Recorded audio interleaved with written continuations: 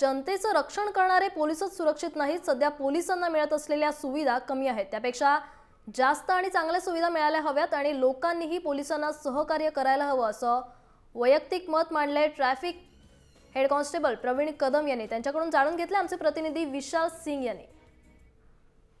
निधनानंतर पोलिसांमध्ये संताप झालेला आहे। आमच्यासोबत एक पोलीस कॉन्स्टेबल कदम सर, नेमकं सांगा की ह्याच्यानंतर तुमचं काय मत राहिलं आता?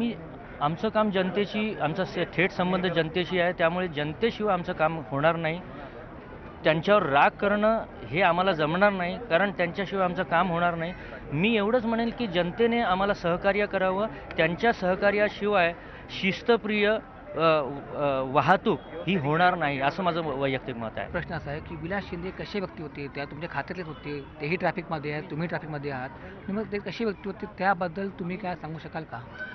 विलास शिंदे हे व्यक्तिमत्व हे खुशाल मावला, एक फ्रँक असं म्हणतात इंग्लिशमध्ये, तसं एक व्यक्तिमत्व होतं आणि ते सगळ्यांमध्ये मिळून मिसळून वागायचे। पब्लिकमध्ये सुद्धा, जनतेमध्ये सुद्धा त्यांचा एक चांगला त्यांची सर्व्हिससुद्धा 30 वर्ष झाली आहे आणि त्यांचं जनतेमध्ये सुद्धा त्यांचं नाव चांगलं होतं। त्यांच्याविरुद्ध कोणती तक्रार नव्हती किंवा पोलिसामध्ये सुद्धा कोणी त्यांच्यावरती नाराज नव्हतं आणि ते चांगलं व्यक्तिमत्व होतं नक्की।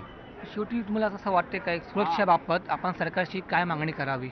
माझी एकच मागणी असेल की पोलीस जनतेचं संरक्षण करतो, परंतु पोलीसच असुरक्षित आहेत हे अमान्य करून चालणार नाही। तर याच्यावर आता चांगला विचार झाला पाहिजे आणि पोलिसांच्या संरक्षणाबाबत कायदे निर्माण केले पाहिजेत, एक नियम निर्माण केले पाहिजेत। कारण एकच मी गोष्ट सांगू इच्छितो, मी स्वतः पोद्दार सिग्नलला मी एकटा असतो, माझी सुरक्षा काय आहे? कारण मी ॲटलिस्ट 10 जणांवर कारवाई करतो, त्यातले 4-5 लोक माझ्याशी भांडत असतात, मग त्या भांडणामध्ये माझी सुरक्षा काय? तर याच्याबाबत माझ्याबरोबर आणखी एक पोलीसवाला किंवा आणखी 2 पोलीसवाले ट्रॅफिकवाले असायला पाहिजेत अशी माझी मागणी आहे। धन्यवाद प्रवीणजी। ते प्रवीण कदम हे सुद्धा ट्रॅफिक कॉन्स्टेबल, यांची मागणी अशीच आहे की यांच्या सुरक्षेसाठी काहीतरी सरकारने केलं पाहिजे। कॅमेरामॅन शारिफसह विशाल सिंग, जय महाराष्ट्र।